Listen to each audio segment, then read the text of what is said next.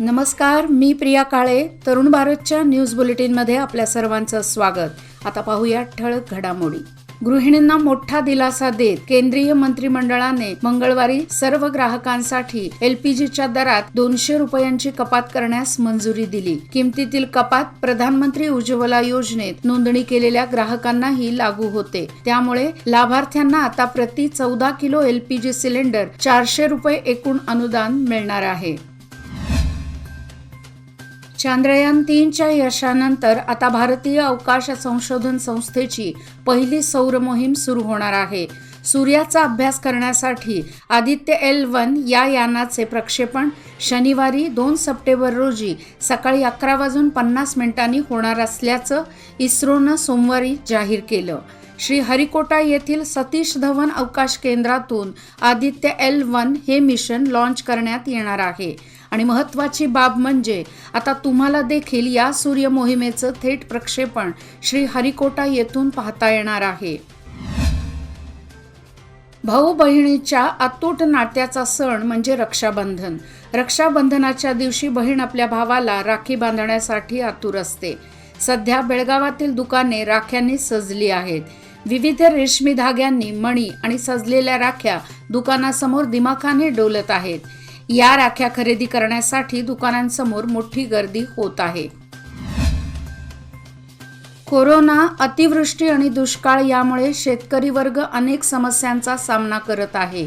त्यामुळे बेळगाव जिल्ह्यासह संपूर्ण राज्याला दुष्काळग्रस्त घोषित करण्याची मागणी आज नेगिलयोगी रयत सेवा संघातर्फे करण्यात आली आहे. बेळगाव जिल्हाधिकारी कार्यालयासमोर निदर्शने करून या आशयाचे निवेदन जिल्हाधिकाऱ्यांमार्फत मुख्यमंत्र्यांना सादर करण्यात आले. बेळगाव सिकंदराबाद मनुगुरू एक्सप्रेस काही महिन्यांपूर्वी सुरू करण्यात आली, परंतु हे अंतर लांब पल्ल्याचे असल्याने दररोज एक्सप्रेस उशिराने मनुगुरूला पोहोचत आहे. तसेच मनगुरूहून बेळगावला येतानाही 4 ते 5 तास उशिराने एक्सप्रेस दाखल होत आहे. त्यामुळे बेळगाव मनुगुरू ऐवजी बेळगाव सिकंदराबाद या दरम्यान एक्सप्रेस सुरू ठेवण्याची मागणी रेल्वे प्रवाशांमधून होत आहे. शिवबसवनगर येथील KPTCL आवारात जुने क्वार्टर्स कोसळण्याच्या स्थितीत आहेत.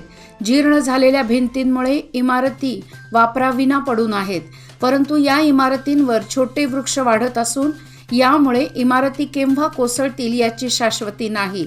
जुन्या क्वार्टर शेजारीच नवे क्वार्टर्स असल्याने एखादी दुर्घटना घडल्यास याची जबाबदारी KPTCL घेणार का, असा प्रश्न उपस्थित केला जात आहे.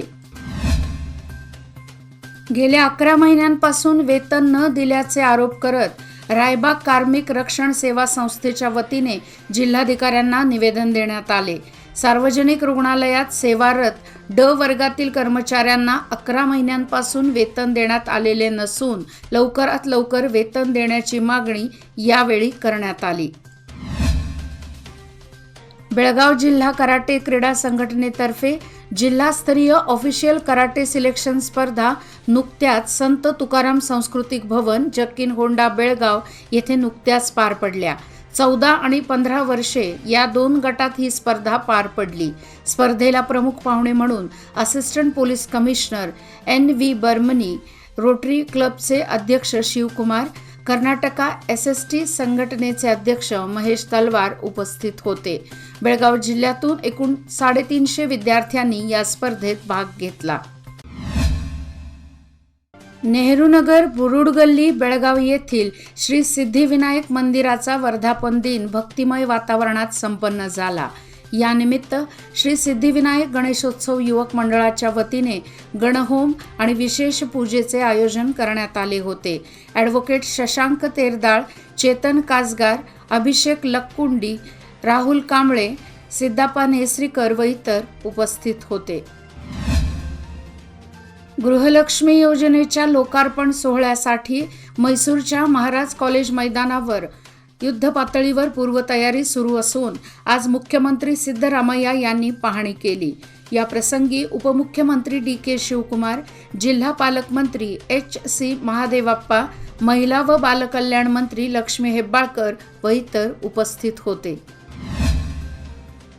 चिकोडी शैक्षणिक जिल्ह्यात असलेल्या सरकारी माध्यमिक शाळांमध्ये शैक्षणिक वर्षारंभी 478 शिक्षकांची कमतरता होती. त्यापैकी 364 अतिथी शिक्षकांची भरती करण्यात आली होती. त्यानंतर शिक्षकांच्या बदली प्रक्रिया पार पडल्या. त्यानंतर पुन्हा चिकोडी जिल्ह्यात 114 शिक्षकांची पदे रिक्त झाली. त्यामुळे आणखीन 108 अतिथी शिक्षकांची भरती करण्यात येणार आहे. चिकोडी सदलगा विधानसभा मतदारसंघातील एकसंबा शहरात भूमिगत वीज वाहिन्या जोडणीसाठी 2,18,00,000 रुपये अनुदान मंजूर करण्यात आले असून यासाठी निविदा मागविण्याची प्रक्रिया सुरू करण्यात आली आहे. लवकरच एकसंबा शहरात तसेच काडापूर येथे भूमिगत वीज जोडण्या देऊन नागरिकांची सोय करण्यात येणार आहे. अधिकाऱ्यांनी ही योजना तातडीने व यशस्वीपणे राबविण्यासाठी अधिक लक्ष द्यावे असे आवाहन विधान परिषद सदस्य व राज्याचे दिल्ली प्रतिनिधी प्रकाश हुक्केरी यांनी केले.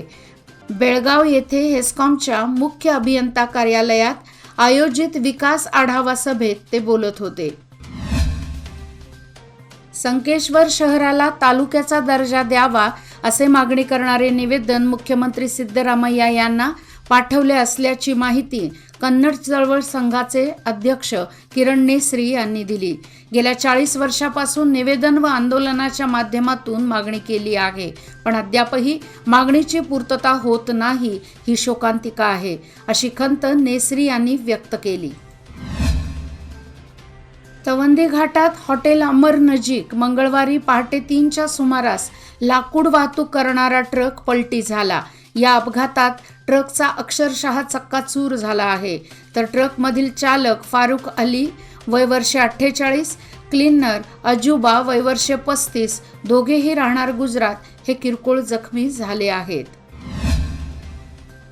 जमखंडीतील सरकारी दवाखान्यातील सेवा बजावणाऱ्या डॉक्टर व कर्मचाऱ्यांना कामात अडथळा निर्माण करणे, रुग्णांसमोर अपशब्द वापरून निंदा करणे असे प्रकार करणाऱ्यांविरुद्ध कारवाई करावी या मागणीचे निवेदन जमखंडी प्रांताधिकारी व DYSP यांना दवाखान्यातील डॉक्टर व कर्मचाऱ्यांच्या वतीने देण्यात आले. याचबरोबर आजचे बातमीपत्र इथेच संपले. अधिक माहिती आणि ताज्या घडामोडी करता पाहत रहा तरुण भारत न्यूज चॅनल. तसेच आमच्या चॅनलला लाईक, शेअर आणि सबस्क्राईब करायला विसरू नका. आणि विश्वासार्ह बातम्यासाठी दररोज वाचा दैनिक तरुण भारत. धन्यवाद.